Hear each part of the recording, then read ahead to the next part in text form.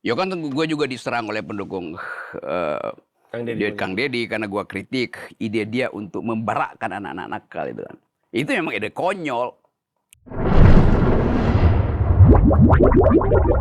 Martamis, mari kita tetap optimis. Assalamualaikum warahmatullahi wabarakatuh. Jumpa lagi bersama Martamis. Mari kita optimis. Pada kesempatan kali ini saya barusan habis nonton video nih.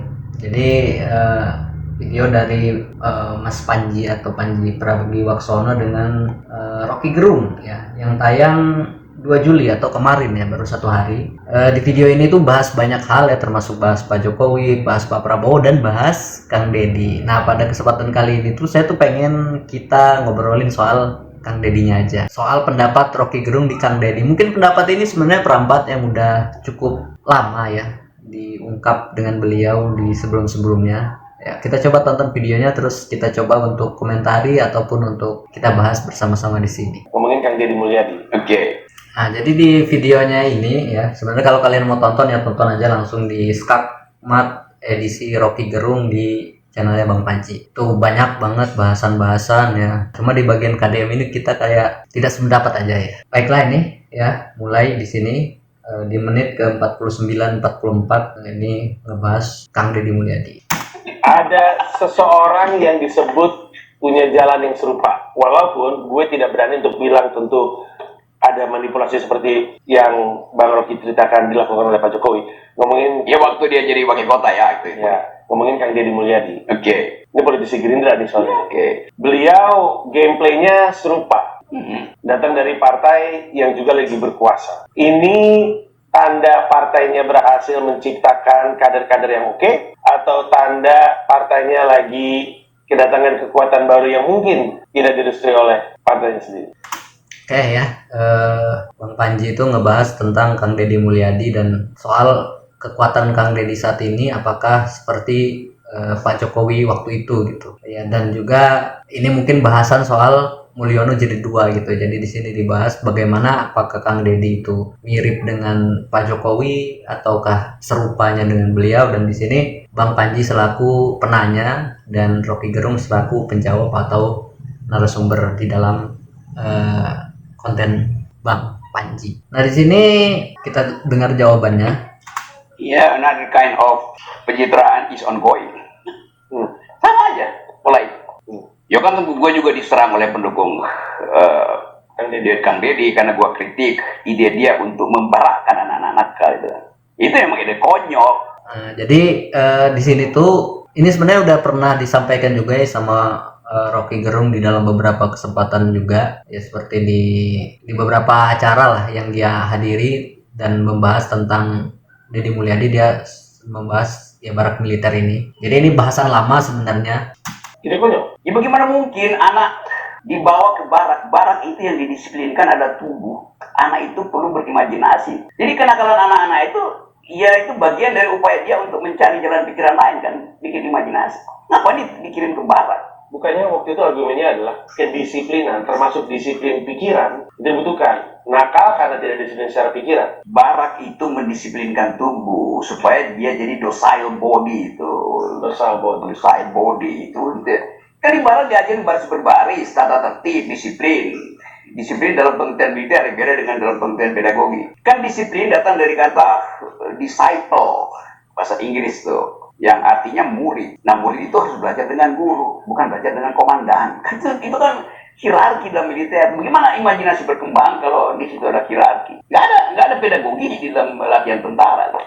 Nah, di sini Bang Panji itu sebenarnya udah ngomong bahwa dalam bahasanya ada mendisiplinkan tubuh itu juga ya bisa mendisiplinkan pikiran ya gitu. Tapi di sini Rocky Gerung itu berbeda. Jadi bahwa mendisiplinkan tubuh itu berbeda dengan mendisiplinkan pikiran gitu. Ya sebenarnya bahasan-bahasannya itu mulai menjadi berat ya. Kayak disiplin itu dari bahasa ini yang artinya guru dan itu. Cuma menurut saya waktu di barak militer sendiri kan udah ada banyak tayangan dari Kang Deddy sendiri bahwa di situ ada pendampingan psikolog, ada juga gurunya dibawa datang ke barak militer. Artinya tuh kegiatan belajar mengajar itu tetap ada, konseling juga ada, bahkan ada konselingnya di barak militer itu. Jadi ya sebenarnya ya mendisiplinkan tubuh itu ya penting. Bangun pagi, berangkat sekolah, belajar, punya cita-cita, impian gitu kan didampingi. Bahkan sebenarnya barak militer ini memang kasusnya wah sampai masuk ke ranah DPR, dibahas juga di DPR, dibahas oleh banyak anggota DPRD, termasuk ada juga orang tua murid dan lain-lain sebagainya. Itu menjadi bahasan yang lumayan luar biasa gitu dari kebijakan ini. Dan itu ya sebenarnya udah banyak ya, termasuk Kak Seto juga ikut, ada pernah Pak Helmi Yahya dan lain-lain itu ngebahasin barak militer itu sampai berjilid-jilid, sangat panjang, menjadi sebuah drama karena kebijakannya sangat cepat dibuat, tidak banyak musyawarah, tidak banyak penelitian, menjadi sebuah kebijakan yang lumayan mengagetkan pada waktu itu, mungkin sampai saat ini. Dan di sini Rocky Gerung itu ya mengomentar itu gitu, bahwa barak militer itu hanya mendisiplinkan fisik, tidak mendisiplinkan pikiran. Tapi kalau dari yang kita pernah lihat ya mereka juga kan kalau disiplin secara fisik artinya bangun, secara kegiatan dipaksa pada awalnya ya, karena kan pada awal, karena pemaksaan itu kan perlu dipaksa kemudian menjadi mau sendiri untuk kedisiplinan. Dan rundown dari kegiatan barak militer sendiri itu kan pernah disampaikan bahwa isinya itu ya ada latihan baris berbaris, ada olahraga, ada ngaji, ada sekolah seperti biasa, bimbingan dari konseling atau psikolog, habis itu ada latihan baris berbaris lagi, ada juga bela negara, ada makan bergizi, ya lengkap gitu. Tapi di sini tak kenapa bahasannya fisik, seolah-olah barak militer yang dimaksud itu ya barak militer yang benar-benar militer gitu. Bukan, sebenarnya mungkin Pak Rocky itu cuma barak militer, terus dia referensikan ke barak militer yang dia tahu bahwa isinya ya untuk pendidikan militer gitu, bukan dalam versi ya barak militer untuk anak sekolahan yang mana itu namanya aja gitu barak militer gitu, tapi bukan berarti dilatih untuk perang, dilatih untuk militerisasi gitu. Itu kan udah dijelasin juga. Tentara itu ya udah komando ya komando, nggak mungkin orang berdebat dengan komandan kan. Nah, Deddy Mulyadi salah tidak memahami itu. Jadi Deddy Mulyadi itu ucapin itu sebagai seorang demagog aja, bukan sebagai pedagog. Kalau dia pedagog dia akan bilang, periksa secara psikologi apa yang menyebabkan anak itu nakal. Karena kurikulumnya membosankan. Nah ini kan Kang Deddy itu kan udah periksa secara psikologi kan. Justru kan di barak militer sendiri kita ada video-videonya yang beliau nanya, kamu nakal kenapa? Kamu males kenapa? Ada pertanyaan-pertanyaan orang tuanya gimana? Apa kerjaannya? Hari-hari ngapain? Itu udah apa sih? Udah jadi hal ya yang umum gitu. Apakah masalah kayak sekolahnya busuk misalnya, gurunya kurang bagus dan lain-lain, kan itu ya memang perlu diperbaiki gitu loh. Tapi ya dalam porsi itu Kang Deddy itu udah memetakan itu gitu loh, bahwa permasalahan anak ada banyak macamnya. Ada yang memang orang tuanya nggak ngurusin, ada yang memang mereka kurang perhatian, ada itu kan udah udah disampaikan, bahkan didatangkan psikolog dan lain-lain gitu. Tapi di sini Bang Rocky ini membahas bahwa KDM sama sekali tidak concern ke hal-hal itu gitu. Tapi kan sebenarnya setelah itu kan ada pendampingan juga, termasuk beberapa anak yang diangkat menjadi anak asuh Kang Deddy. Jadi itu tetap ada kontrolnya gitu. Banyak anak-anak yang bosan lihat kurikulum yang itu juga. Dan imajinasi tumbuh, maka dia ya udah dia ngebandel aja di sekolah. Beliau juga punya ide soal masuk sekolah dari jam 6 pagi kalau kita ngomongin pendidikan. Ya itu juga konyol. Karena anak bangun jam 5, jam 6 udah mesti pergi bersiap-siap, kamu dia ngomong sama bapak ibunya tuh. Anak itu perlu sosialisasi di awal pagi hari. Dia bicara meja makan, tapi dia akan terburu-buru kan jam 6 pagi banget. Jadi akan. Oke, ini lanjutan Mas Panji, Bang Panji menanyakan soal kebijakan masuk sekolah jam 6 pagi. Ya sebenarnya kebijakan baru itu kenapa banyak menjadi omongan itu karena nggak pernah dirasa ya. Jadi kayak hal-hal yang nggak pernah dilakuin itu jadi aneh, bukan karena dia salah ya, atau memang ada yang memang salah. Tapi kadang-kadang hal baru itu kerasa aneh atau nggak nyaman ya karena baru gitu. Kayak kita lah baru olahraga, nyobain terus sakit semua badan, pegel-pegel gitu. Karena baru dicoba, nanti lama-kelamaan enak gitu. Nah di sini Bang Rocky menyatakan ini dalam konteks psikologi ya, dimana di situ kan anak itu butuh ruang untuk berdiskusi atau berkomunikasi dengan orang tuanya di pagi hari untuk memulai hari. Ya secara pemikiran sih saya juga ya setuju aja sebenarnya untuk bisa komunikasi di pagi hari itu. Kalau orang tuanya paham ya, kalau orang tuanya paham gitu, lagi makan terus ngajak anak komunikasi. Tapi kan berapa banyak gitu yang ngelakuin itu di Indonesia ini. Ada orang tua yang bahkan mungkin kalau dia kebun ya udah berangkat ke kebun jam setengah 6 pagi, jam 5 pagi. Ada bahkan mungkin orang tua yang kantoran ya ikut-ikut sibuk, bahkan nggak sempat masak, belinya nasi uduk doang buat makan paginya, buat sarapannya. Atau orang tua dan anak yang sudah saling mandiri, yang sudah punya HP, yang saling main HP masing-masing. Anaknya makan sambil nonton HP, banyak itu, makan sambil nonton HP. Orang tuanya juga sama, mungkin sambil main HP atau sambil sibuk ngurusin yang lain-lain. Ya sebenarnya bagus, komunikasi memulai hari itu ya bagus gitu. Ya bagus. Cuma kan kalau misalkan kondisi daripada orang tua dan anak itu tidak seperti itu, tapi melihat diri saya sendiri di zaman dulu, tapi nggak tahu kalau generasi yang sekarang, waktu saya sekolah, jarang sih ngobrol pagi-pagi sama orang tua itu, karena udah sibuk.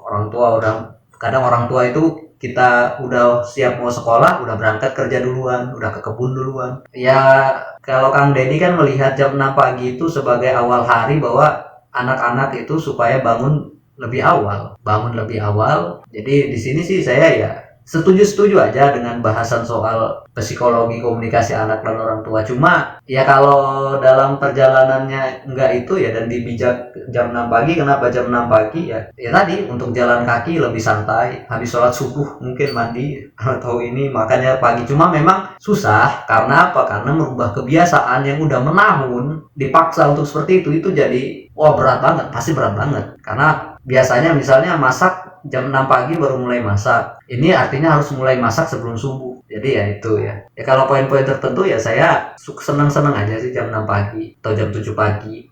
Tapi melihat dari tindakan itu ya Kang Deddy pengennya ya anak-anak itu ya bisa bangunnya lebih awal, berangkat sekolah lebih awal. Ya kalau saya sih yang kebijakan jam 6 pagi itu ya cukup netral aja gitu. Tapi kalau itu berlaku di wilayah saya, mungkin ya saya setuju aja sih. Mungkin bagi sebagian orang ya tadi, kebijakan yang tidak pernah dilakukan tiba-tiba dilakukan itu mengagetkan. Nah, sesuatu yang mengagetkan itu kadang mempunyai dampak penolakan yang besar. Karena kaget. Orang kaget kan biasanya menolak. Kan ruang untuk komunikasi. Oke, lalu apalagi tuh? Tidak boleh keluar malam sampai jam di atas maghrib. Emangnya sekolah sampai maghrib itu urusan orang tua, mau keluar malam orang dia. Ada aja anak-anak yang mesti bantu orang tuanya malam hari jualin kentang goreng kayak di pinggir jalan segala macam. Jadi Deddy Mulyadi, gue nggak kritik Deddy Mulyadi. Nah di bagian ini saya ngerasa bener-bener cuma sepenggal ya, misalnya kebijakan jam malam. Jadi Bang Rocky itu ngebacanya sepenggal, kebijakan jam malam. Oh berarti seperti ini. Ya sama mungkin dengan barak militer tadi ya.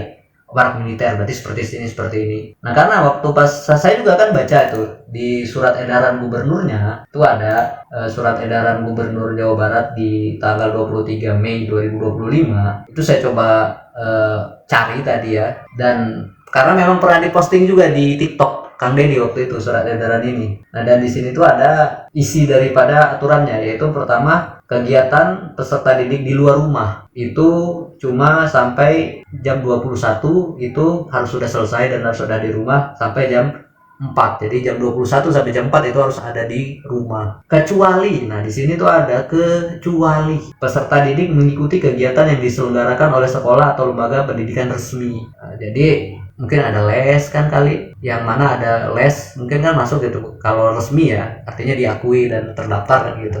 Atau ada kegiatan resmi dari sekolah mungkin, atau apa, kegiatan OSIS mungkin, kegiatan ekstrakurikuler kan yang berasal dari sekolah. Kedua, peserta didik mengikuti kegiatan keagamaan atau dan sosial di lingkungan tempat tinggal dan atas sepengetahuan orang tua. Misalnya ada kegiatan apa, pengajian kah, peringatan misalnya kalau yang merayakan Maulid Nabi ataupun apa kan, atau kegiatan sosial misalnya apa, pentas seni mungkin atau apa yang dilakukan di wilayah atau di daerahnya dengan sepengetahuan dari orang tua. Artinya boleh kan? Terus peserta didik sedang berada di luar rumah bersama orang tua. Nah, dia ada di luar tapi ada orang tuanya. Artinya apa? Kalau kamu lagi dagang bantuin orang tua misalnya, atau lagi jalan keluar rumah sama orang tua, nonton ke bioskop sampai jam 11 malam misalnya, tapi kan didampingi gitu. Dan kondisi darurat, ada bencana, kebakaran dan lain-lain. Terus kondisi lain sepengetahuan orang tua atau wali. Ya sebenarnya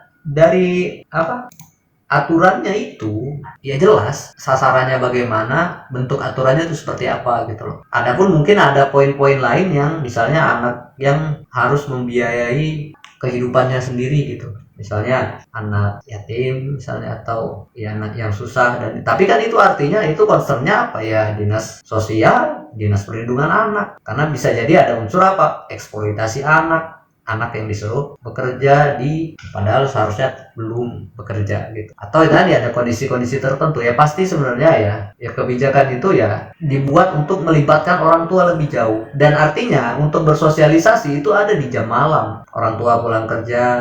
Tapi kan sekarang juga banyak orang tua pulang kerja ya udah capek main HP, main game, anaknya ya udah nggak usah diurus lagi, jarang gitu, udah nggak sengobrol-ngobrol, dan banyak gitu yang akhirnya ya komunikasi antar orang tua itu memang kurang juga akhirnya, dan anak menjadi mencari yang lain tadi, menjadi nakal misalnya. Ya yang di sini tuh saya poinnya, karena poin yang disampaikan oleh Pak Rocky itu tadi itu di dalam aturannya itu udah dijelaskan gitu, kondisi seperti apa yang membolehkan gitu. Ini seolah-olah semuanya itu rata gitu, nggak boleh gitu, kayak cuma baca judul terus dikomentari aja gitu, menurut pandangan saya ya, di saat Kang Rocky ngebahas soal jam malam itu.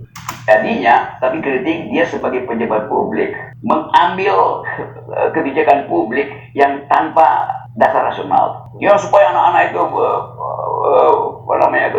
tidak telat. Ya itu urusan telat itu bukan urusan pendidikan. Ada aja anak yang memang gue mau masuk jam yang siang aja deh, karena guru gue pagi-pagi bego tuh.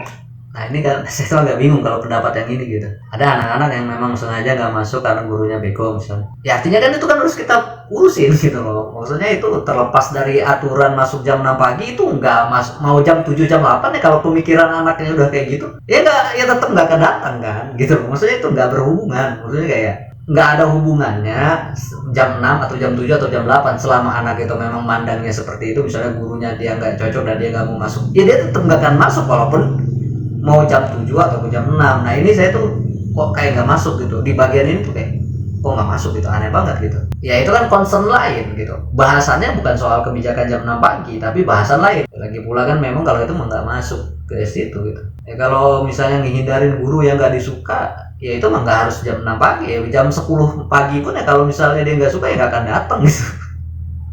Dan itu kan masalah lain ya, kenakalan kan, karena bolos sekolah jadinya. Nah jadi agak aneh sih, kok nggak sesuai dengan apa yang yang dibahas ini, tapi kok jawabannya kesini gitu loh. Tapi memang Kang Deddy Mulyadi itu tampak appealing untuk kebanyakan rakyat ya. Bahkan video terakhir beliau ngamuk-ngamuk tuh, yang teriak dia lagi bikin acara, dia ngamuk-ngamuk gitu. Gue pikir itu akan membuat orang jadi nggak suka sama Kang Deddy Mulyadi. Ini masalah Persikas kayaknya, yang Kang Deddy marahin supporter Persikas, kalau nggak kayaknya sih, yang dimaksud dengan Bang Panji. Dengan tindakannya, tapi justru tetap kebelah, ada yang nggak suka, ada yang suka. Soal jadi memang begitu kan, appeal Deddy itu memang. Nah tapi di situ yang bedanya buat Kang Deddy waktu marah sama Persikas itu memang kepecah dua ya. Secara umum ada orang yang menyayangkan kenapa melakukan itu, ada yang ngomong ya itu wajar gitu. Namanya juga manusia, namanya juga ini orang, iya, dan itu juga kemarahan yang batasnya wajar juga dalam artian apa dan lain-lain, itu banyak pecah. Tapi maksudnya dalam artian pecahan ini yang dimaksud Bang Panji tadi kan, beliau kira Kang Deddy itu bakalan dihujat habis-habisan gitu karena ada pemimpin ya kayak gitu loh, marah-marah kayak gitu. Ya contohnya kan yang habis-habis itu ya salah satunya itu Gus Miftah waktu itu kan sampai habis gitu, bahkan nggak kepecah jadi dua gitu. Mungkin ada yang ngebela tapi mayoritasnya keras untuk menganggap itu salah dan itu dibenci gitu. Nah di Kang Deddy ini waktu pas kejadian itu ya ada yang ngebela tetap, ya masa dikasih tahu pelan, nah udahlah jangan manja lah, inilah. Ada yang ngebela, ada yang ngomong wah pemimpin kok seperti itu kualitasnya, nggak bisa nahan emosi, wah dan lain-lain. Tapi maksudnya dari dua kubu ini, walaupun nggak ada survei lagi ya, tapi kondisinya itu nggak semasif yang waktu Gus Miftah itu ininya gitu, tendensi kebencian atau kemarahannya gitu, yang pada akhirnya kan diundang juga supporter Persikasnya, terus dicari tahu lagi bagaimana itu, dan ternyata di situ ada anak sekolahan yang diatur oleh orang yang udah dewasa. Hanya dengan itu. Jadi dia tahu captive marketnya di situ. Kan nggak mungkin datang ke forum beginian terus kita debat. Kaptif itu kayak mangsa ya, atau pasarnya, tujuannya ya. Kayaknya ya, saya juga kaptif. Tentang, coba Kang Deddy terangkan pada saya beda antara disciple di dalam sistem komando dan disciple dalam sistem pedagogi itu. Asli bisa jawab. Yang udah nggak perlu, yang penting. Ya, tapi ini ya karena belum ya. Jadi maksudnya ini barusan diandaikan ya. Ya kembali lagi ya. Kalau Kang Deddy ditanya bisa jawab atau enggak, saya rasa masih tetap bisa ada jawaban ya. Maksudnya kata-kata yang berpendidikan itu memang kita agak rumit lah ngolahnya. Bagaimana bedain kedisiplinan ini dan ini? Ya sebenarnya ini harusnya dihubungin. Kalau menurut saya ya, kamu punya disiplin diri untuk tepat waktu untuk ini, itu nanti juga akan ngebentuk bagaimana pikiran kamu gitu. Kamu pun mulai ngerasa bahwa kamu nggak boleh telat, kamu udah ngerasa bahwa kamu membutuhkan ini gitu. Karena apa, udah dilakuin secara terus menerus gitu. Akhirnya kamu menemukan pola yang bisa disukai gitu dari yang nggak suka gitu. Yang akhirnya ngebentuk pola pikir juga gitu, bahwa apa yang saya lakuin ini ternyata membawa manfaat. Misalnya kan kalau kita biasanya telat sekolah, terus tiba-tiba suatu hari kita belajar untuk nggak telat dan akhirnya kita bisa melawan itu dan akhirnya kita nggak pernah telat, kita dapat satu manfaat ya, salah satunya jadi nggak dimarah guru misalnya. Karena nanti kan kalau kita telat dimarah guru, akhirnya bad mood, akhirnya males, akhirnya nggak usah sekolah sekalian, akhirnya jadi nakal. Ya sebenarnya ya poin seperti itu kan cuma poin kata dalam bentuk rumit ya, disciple atau apalah. Cuma ya pada intinya ya disiplin itu ya disiplin fisik, disiplin mental udah cukup. Kalau salah satunya doang atau cuma mentalnya doang, fisiknya enggak, Kita disiplinkan, iya, tapi kata disiplin itu punya akibat lain. Tubuh itu didisiplinkan, otaknya tidak didisiplinkan. tubuh itu didisiplinkan, otaknya tidak. Misalnya kita mendisiplinkan diri untuk bangun pagi, bukannya itu bakalan tetap mendisiplinkan otak kita juga ya. Secara biasa misalnya kita udah terbiasa bangun jam 4 pagi, maka otak kita juga akan menyuruh kita untuk bangun jam 4 gitu.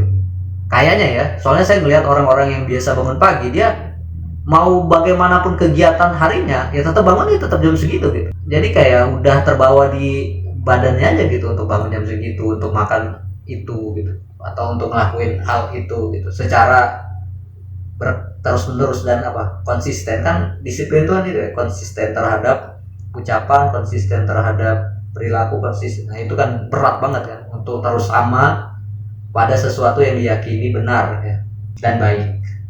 Oh, jadi karena memang betul dia punya captive market seperti itu. Yes. Tapi captive marketnya juga serupa dengan captive marketnya Pak Jokowi sebenarnya kalau kita pikir-pikir. Iya, bahasanya sama, ya kan. Nah, apa ya? Captive market, jangkauan pasar kayaknya ya. Captive marketnya Kang Deddy sama Pak Jokowi itu sama. Tapi ya kalau menurut saya sendiri, waktu Pak Jokowi jadi wali kota saya nggak pernah tahu. Jadi ini pribadi ya.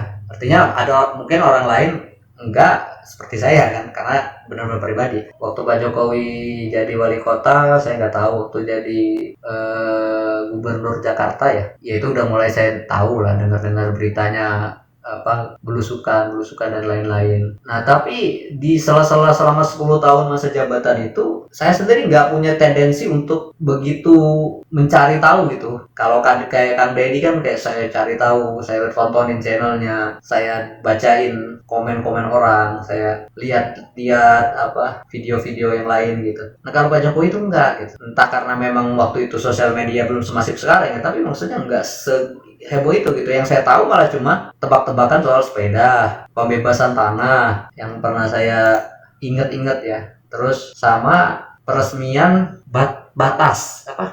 perbatasan. Nah itu yang paling saya inget banget di otak saya. Nah, kalau Kang Deddy karena mungkin masih baru ya, saya masih inget banyak. Temannya Egy itu yang tinggal di jalanan itu, terus mak-mak yang ngurusin mager nembok jalan, yang dimarah-marah mama akhirnya dibongkar temboknya terus dibangun jalan itu. Terus masalah pom bensin, demo Pertamina apa. Maksudnya ada banyak lah kalau mau diomongin kayak saya tuh ingat gitu beberapa karena benar-benar nonton, ngelihat, ulang cuplikan dan lain-lain gitu. Jadi banyak gitu. Nah kalau Pak Jokowi itu nggak terlalu gitu. Nah jadi kalau menurut saya ada beda gitu, sense-nya itu beda gitu. Rupa-rupa hal yang dilakukan Pak Jokowi itu ya pasti menyangkut infrastruktur gitu, bangun jalan, bangun ini gitu. Nah kalau Pak KDM ini macam-macam banget, ada ngurusin janda, ada ibu-ibu, ada yang kemalingan, ada karena mungkin karena dikontenin kali kan ya, karena ada kontennya gitu. Kalau Pak Jokowi mungkin ada juga yang dilakuin di luar bangun infrastruktur, tapi karena nggak dikontenin ya nggak tahu. Tapi ya nggak tahu lah gitu lah, intinya saya sendiri beda lah kalau menurut saya beda marketnya beda, kondisinya juga beda gitu, buzzernya beda sih. Karena kan buzzer itu harusnya dibayarkan ya. Nah kalau orang yang ngedukung Kang Deddy nggak dibayar kan, ya bukan buzzer kan. Ya mungkin orang bisa ngomong, oh, berarti itu maaf orang kerjaan ngedukung ngapain gitu, dibayar enggak. Ya tapi kan itu mah urusan orang lah, orang mau mendukung sesuatu ya kadang nggak perlu dibayar juga gitu, karena memang suka aja udah gitu. Kayaknya beda. Ya bahasanya sama kan? Ah, iya lagi. Iya iyalah. Mau Beda kan. culture-nya sama gitu lah. Iya betul. Kenapa begitu?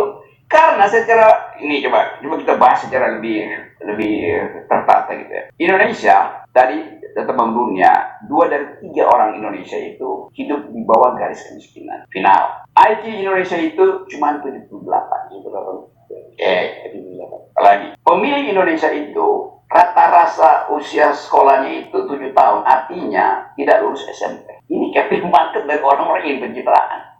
Cuma poinnya ya itu mau udah jadi bahasan lama ya, gubernur konten, gubernur pencitraan dan macam-macam gitu. Ya pada akhirnya kan hasilnya Ya, tidak lulus SMP. Ini capital market dari orang-orang yang pencitraan.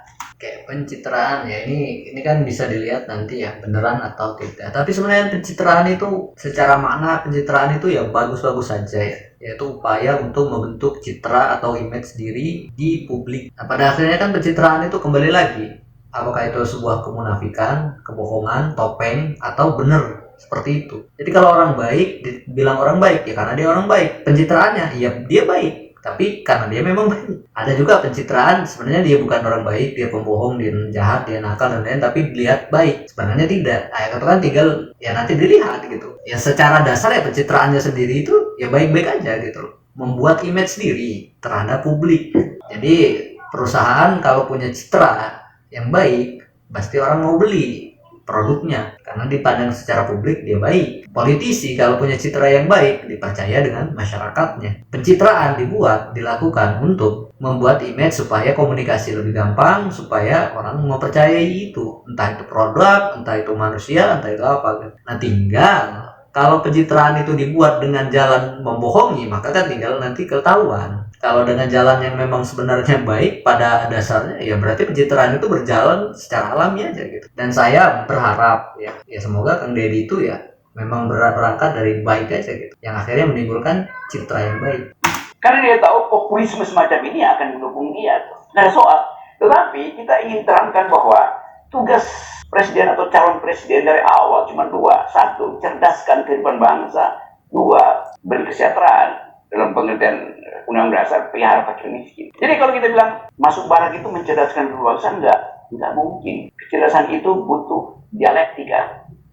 Iya, untuk mencapai kecerdasan itu luar biasa lah. Usaha itu harus maksimal semua. Karena artinya kan cerdas ya, brilian, pola pikirnya jejak, mantap dengan ilmu. Ya, itu panjang itu prosesnya. Kita nggak usah bahas barak militer ya, bahas sistem pendidikan pun itu untuk mencapai itu masih benar-benar panjang perjalanannya gitu. Maksudnya dengan ada atau nggak adanya barak militer, mencapai kecerdasan mencerdaskan kehidupan bangsa, ikut serta dalam mencerdaskan kehidupan bangsa itu memang cita-cita yang ada di pembukaan undang-undang dasar itu, dan itu ya sesuatu yang ya perlu dicapai, tapi benar-benar harus maksimal dari gurunya, dari pendidiknya, dari orang tuanya, dari anaknya.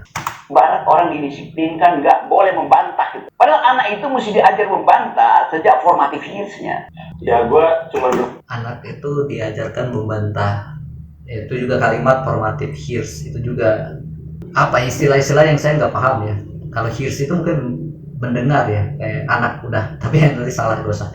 Jadi kayak mungkin bahasanya bukan membantah ya, lebih ke mengkritisi perintah ataupun ajakan atau ajaran ya, kayak kamu jangan begini, kenapa, alasannya apa misalnya. Ya itu memang dalam beberapa hal perlu gitu, tapi kan kalau udah kata membantah ya kayak melawan jatuhnya. Tapi ya oke lah, kita bakalan coba. Berpikir Pak Kang Deddy Mulyadi ini kalau bisa, karena marketnya gede, marketnya diambil, dia rise to fame-nya serupa seperti Pak Jokowi, dia akan mengancam atasannya sendiri, yaitu Pak Prabowo, di saat Pak Prabowo juga memang juga lagi kurang oke kan. Ya itu urusan, saya nggak mau bahas itu dah, itu Prabowo juga udah ngerti kira-kira soal macam itu. Nah, Tapi kita mau bahas esensi dari program-program itu. Mungkin ada yang bagus, yang baik tuh. Tapi yang dipertontonkan publik untuk dapat sensasi itu kan dua soal itu kan. Satu adalah kirim ke barak, dua adalah bangun sekolah mulai jam 6 itu. Ya sebenarnya kalau mau ngomong bahasa kayak sensasi-sensasi mah sebenarnya kan itu perspektif juga gitu. Kirim ke barat, iya karena memang nggak umum jadi rame yang ngomongin gitu. Tapi ya kalau jadi cuma kebijakan atau hal-hal yang nggak dilakuin orang dan dilakuin itu jadi orang banyak ngomong gitu, karena kayak kok ada ya, kok bisa ya, kok gitu ya, gimana ya. Nah itu jadi bahasan itu. Sebenarnya kalau mau ngomong itu ya Kang Deddy banyak melakukan hal di dalam kameranya, di konten-konten beliau kita banyak melihat yang beliau lakuin ataupun di konten dari orang lain, mau pilih yang mana gitu. Ya kalau Kang Deddy pilih ya udah dibuat konten, ditonton orang, orang terinspirasi, ya mungkin jadi ada orang yang jadi benci ya. Dan sekarang ya itu tetap jadi dua hal, ada yang menganggap itu baik, ada yang menganggap itu buruk. Yang dua-duanya secara psikoanalisis itu, bukan pedagogi psikologi itu tidak. Nah kan ya memang sih kalau di sini omongan Bang Rocky ini super jelimet. Maksudnya bukan jelimet itu ya, karena kalau kita nggak paham ya kita nggak tahu artinya apa, maksudnya apa gitu. Karena kita nggak tahu ya kita juga nggak bisa nilai gitu. Ya kalau pedagogi gitu ya itu kayak bagian pendidikan gitulah. Tapi yang lain-lain itu banyak istilah-istilah yang kayak apa sih gitu. Memungkinkan anak itu merasa bersekolah itu kan mesti kenikmatan dia kan. Jadi keterpaksaan. Nah dalam keterpaksaan itu otaknya bekerja keras, itu kecapean segala macam kan, karena didisiplinkan di barak itu bangun pagi udah lari segala macam, waktunya terbatas segala macam, dia mengalami kelelahan. Nah anak yang mengalami kelelahan, kandungan fosfat di kepalanya itu berkurang, sehingga Ya kayak seperti ini ya, bahas fosfat ya itu juga istilah yang saya nggak tahu ya. Kalau kita cari tahu mungkin ya ada gitu. Sesuatu yang nggak saya tahu juga agak riskan gitu. Orang saya nggak tahu gitu. Intinya di sini Kang Rocky itu ngebahas bahwa kondisi anak yang terpaksa itu akan menyebabkan penurunan tertentu gitu. Yang artinya itu nggak bagus gitu. Ya kalau saya itu tergantung dipaksa apa dulu dan dipaksa ngapain dulu gitu. Kalau dipaksa nyuri, kalau dipaksa disiplin, dipaksa itu ya kan baik gitu. enggak, dia merongrong kecerdasan justru. Itu ada riset neuroscience. Nah itu yang saya maksud. Coba bikin riset dong, jangan asal mau aja untuk jualan. insting kayaknya dia. Iya. Ya Kang Deddy ngomongnya nyebutnya insting ya. Kalau saya sih selalu merasa bahwa apa yang disampaikan Kang Deddy itu ya benar-benar kayak tubuhnya aja gitu, kayak. Makanya kalau kan ngomong kalau pidato itu nggak pakai teks dan lain-lain tuh ya karena memang ya udah gitu. Itu keluar gitu aja gitu loh. Nanti setelah itu orang ngerasa itu salah atau apa ya itu nanti, yang penting ini diri saya, ini saya gitu.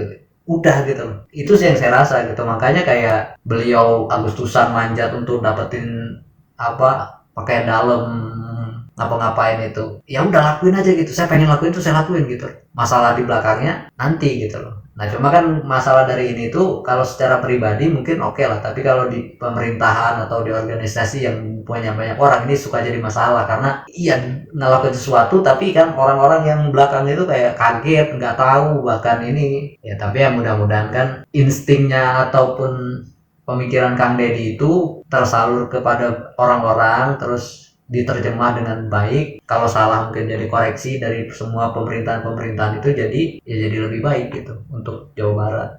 insting yang menjual kedangkalan.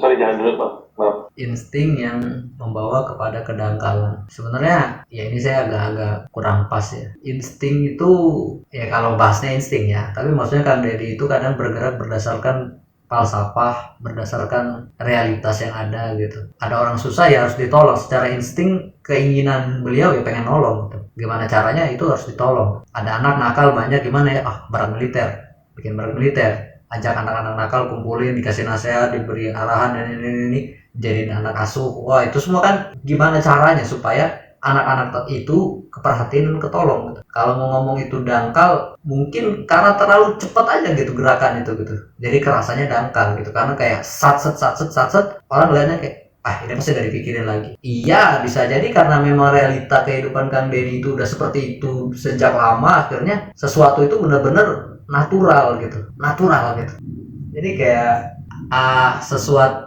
apa yang dilakukan Kang Deddy itu insting ataupun naturalnya beliau gitu. Itu yang saya harap ataupun yang saya pikir bahwa ya seperti itulah Kang Deddy gitu. Nggak ada bahasan kayak itu tuh dibuat-buat seperti itu gitu. Pencitraannya memang citranya begitu gitu. Gitu. Jadi ya poin-poin semacam itulah. Kalau kita asumsikan Kang Deddy Mulyadi itu setidaknya piawai dalam membangun citranya, ada kesan yang gue lihat Pak Prabowo justru sebaliknya. Pak Prabowo tuh sering salah, mungkin kita bisa sebut blunder dalam tindak tanduknya.